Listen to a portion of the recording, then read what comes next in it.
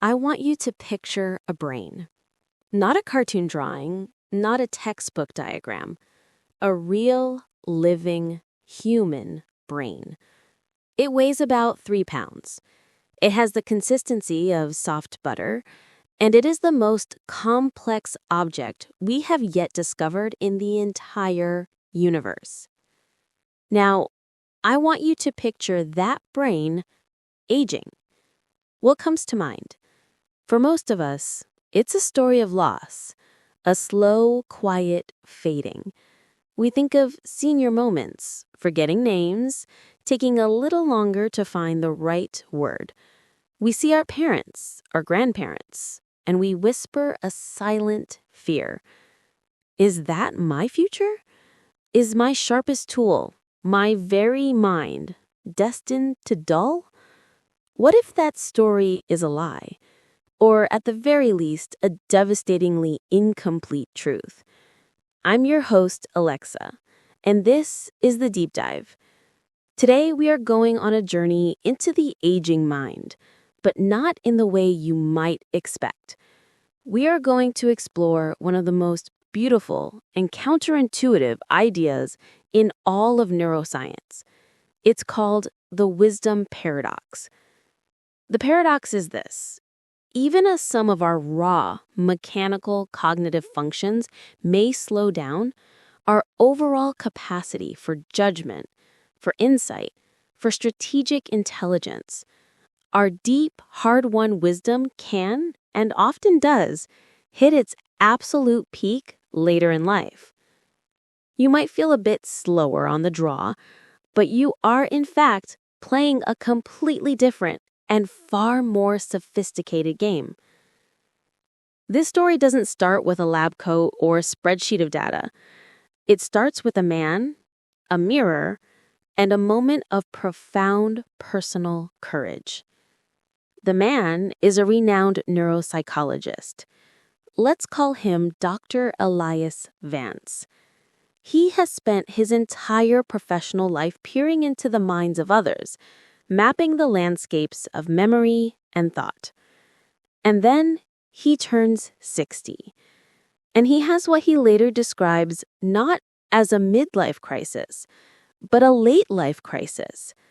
It's not about chasing lost youth.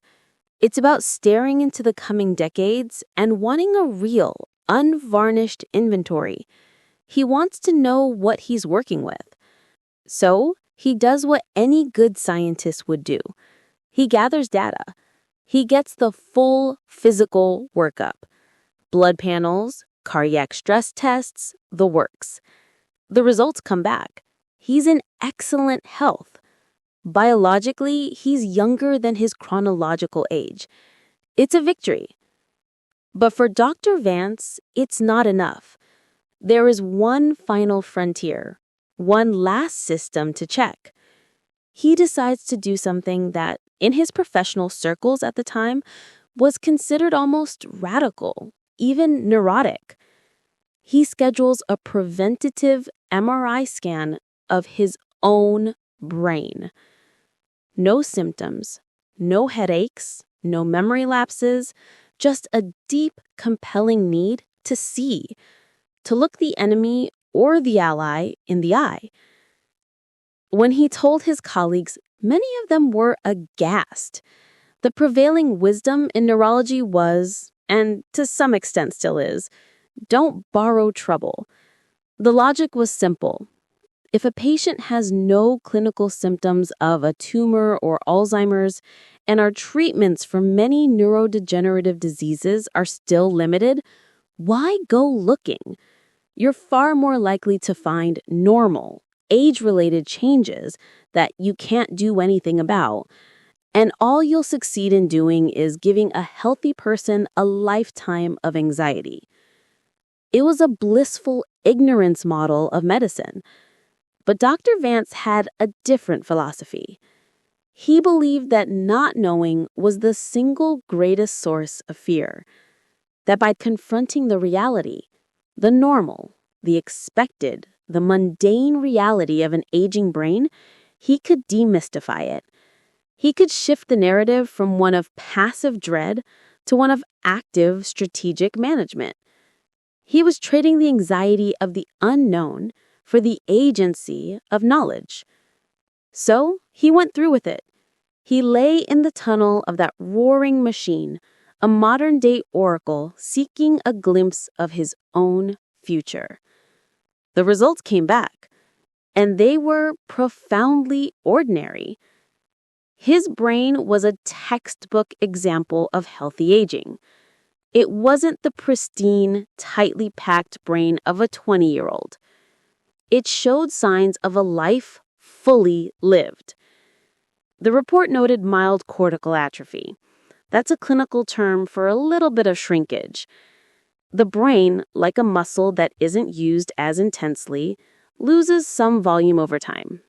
You could see this because his ventricles, the fluid-filled chambers deep inside, were slightly enlarged. The hills and valleys of his cortex were a little more pronounced. It also noted a few white matter hyperintensities. On the MRI scan, they show up as tiny, bright, star-like spots. They sound ominous, but they're really just signs of wear and tear. Think of them as minor scuffs on the brain's intricate wiring, often caused by tiny, imperceptible changes in blood flow. They are the neural equivalent of the nicks and scratches on a well-loved wooden table. They are the marks of a journey. But here is the part of the report that mattered most, the part that separated normal aging from disease. His major arteries, the vital pipelines for oxygen and fuel, were clear and healthy.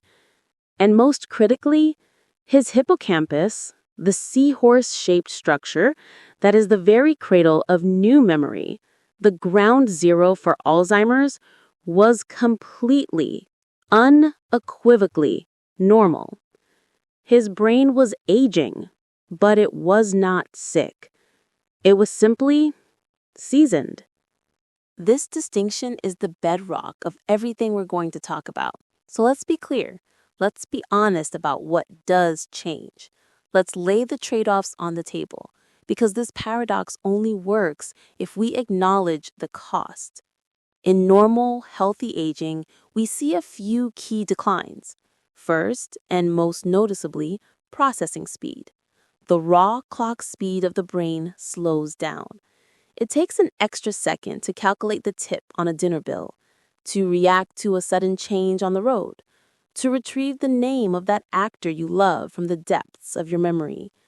The signal just doesn't travel as fast. Second, working memory. This is your mental scratch pad, your RAM.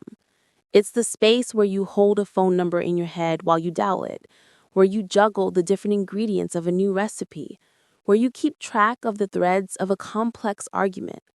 That scratch pad gets a little smaller, a little more easily cluttered. And third, some aspects of executive function, the command and control center run by your frontal lobes. Sustained attention on a boring task becomes more difficult. Task switching, fluently moving from writing an email to answering a question to going back to the email, feels more jarring. Inhibition, the ability to filter out the buzz of a coffee shop or the ping of a notification, isn't as robust. So the raw processing power diminishes. The mental workspace contracts. The cognitive control isn't as razor sharp. This is the part of the story we all know. This is the part we fear. But now we arrive at the paradox, the upgrade. If the hardware is experiencing some wear, where is this supposed wisdom coming from? The answer lies not in the hardware, but in the software. The brain isn't just a computer. It's a computer that is constantly rewriting its own operating system based on the lifetime of data. And the most powerful algorithm in that new OS is pattern recognition. Let me explain. Imagine your brain, over decades, has been quietly, diligently building the most vast and sophisticated library of templates ever conceived. Every conversation, Every success, every failure, every problem solved, every person you've ever met, it's all being analyzed, distilled, and filed away as not a specific memory, but as a pattern, a model for how the world works. Pattern recognition is the ability to look at a new situation, a novel problem, and have your brain instantly, almost subconsciously whisper, I've seen a version of this before. Here's the category it belongs to. Here are the likely outcomes. It bypasses the need for conscious, laborious calculation. It creates a staggering mental economy. Think of a master chess grandmaster, say, at age 55. Across the table from her is a brilliant 22-year-old prodigy whose brain is firing on all cylinders with lightning-fast processing speed. The young prodigy looks at the board and sees a near infinite tree of possibilities. He has to calculate. He has to strain his working memory to hold all the potential moves and countermoves. He is using raw computational power. The grandmaster looks at the board and she sees shapes. She sees patterns.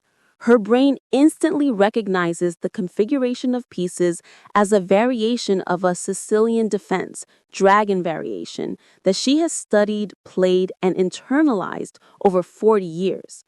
She isn't calculating from scratch. She is recognizing. She is navigating a landscape she has mapped in her mind. She knows the territory. The young brain is calculating. The aged brain is pattern matching. And in a complex, nuanced game, pattern matching is a more powerful, more efficient strategy. This is the wisdom engine, and it's powered by a specific and incredibly resilient kind of memory. It's called generic memory. Your generic memory is your vast internal library of facts, skills, procedures, and rules of thumb. It's knowing how to ride a bike. It's knowing the rules of grammar without having to think about them. It's a seasoned CEO knowing the subtle signs of a failing project. It's a retired teacher knowing, just from the look in a child's eye, exactly what kind of help they need. This knowledge has been stripped of its original context. You don't remember the specific day you learned to ride a bike. You just know how to do it. This type of memory is incredibly robust. It's highly armored against the wear and tear of aging and even against certain kinds of brain injury. Now, contrast this with episodic memory. This is the memory of specific events from your personal life. What you had for breakfast last Tuesday, the conversation you had with your best friend last week, the details of your wedding day. These memories are fragile. They fade. They are the first to go in amnesia. This is the crucial trait. The brain, in its profound wisdom, seems to prioritize. It allows the specific context-dependent episodes to soften, while it fortifies the deep, generic patterns that constitute true wisdom. It's sacrificing the individual trees to better see the shape of the forest. But the story gets even more fascinating, because this functional shift from novelty to routine, from calculation to recognition, leaves a physical signature. It's written in the very structure of the brain itself. This is explained by the novelty routinization hypothesis. It's a fancy name for a simple, elegant idea about the two hemispheres of your brain. Forget the old left brain is logical, right brain is creative cliché. This is deeper. Your right hemisphere is the novelty engine. It's the explorer. It's dominant when you're in a new city, trying a new food, learning a new language, starting a new job. It's wired for discovery.